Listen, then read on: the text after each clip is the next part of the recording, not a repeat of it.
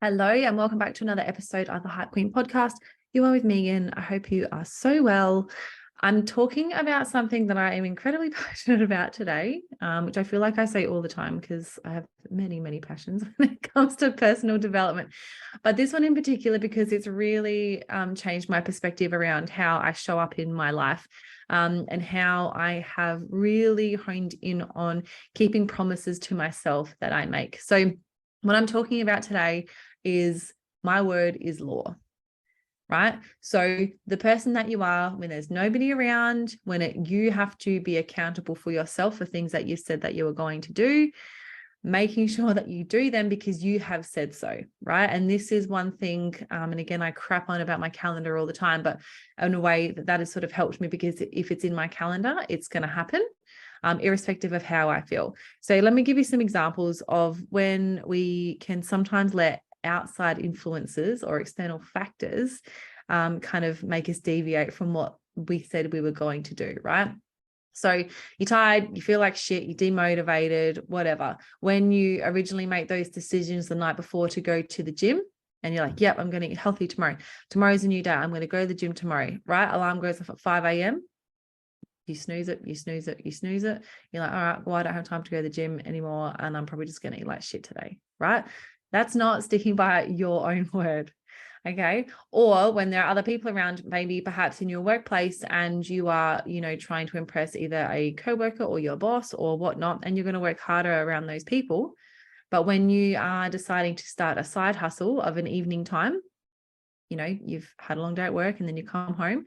And if it was somebody else asking you to do X, Y, Z for your business, you would be like, okay, cool. Yeah, got to do it. But the fact that you're asking yourself and you're going to let yourself off the hook this time, you're going to be like, no, okay, I'm really tired, a long day.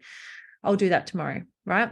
Or you do make, actually, this is a really good one because I feel like this is like, we're all really guilty. This is women in particular, but when you may be talking to a new guy and you feel more motivated to go to the gym because you want to feel good about, yourself or whatnot, and be like, yeah, I'm this gym galley.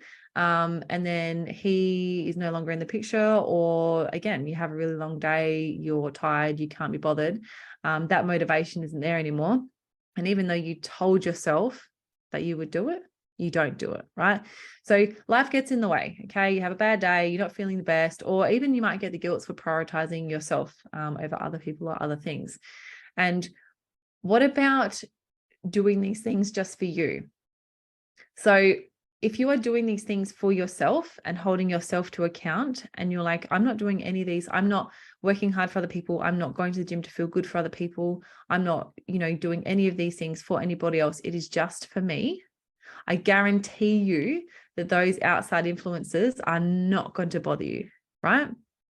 So if you set an alarm for 5 a.m., but it's just the person that you are, you're going to get up and you're going to go to the gym at 5 a.m. Again, when you come home, you've got a side business that you were trying to work on. And then, maybe a new Netflix series comes out or someone invites you out for dinner. You're going to be like, I can't do that. I've got to do this. Or even on the weekend, you say you're not going to drink and you're going to eat healthy, but you're very influenced by those around you. If you are showing up in and doing things for yourself, right, those outside influences are not going to bother you. The more you start to recognize yourself as the authority in your life, and the more you start to really respect yourself, and we look at self-discipline, and I feel like discipline itself has like a little bit more of a negative connotation around it, but self-discipline is actually self-care when you really think about it. Right. So self-discipline, right? You go to the gym every day for 6 days a week, say, maybe call it 5 days a week. You eat healthy every single day. You don't drink. You've spent quite a number of hours on your side business, right? You look at the end of the week and you look at how you're going to feel then, you're going to feel pretty fucking good, right? So that self-discipline as a result ends up in a really beautiful amount of self-care at the end of the week because you feel great, versus in the moment when you're like, I'm really tired.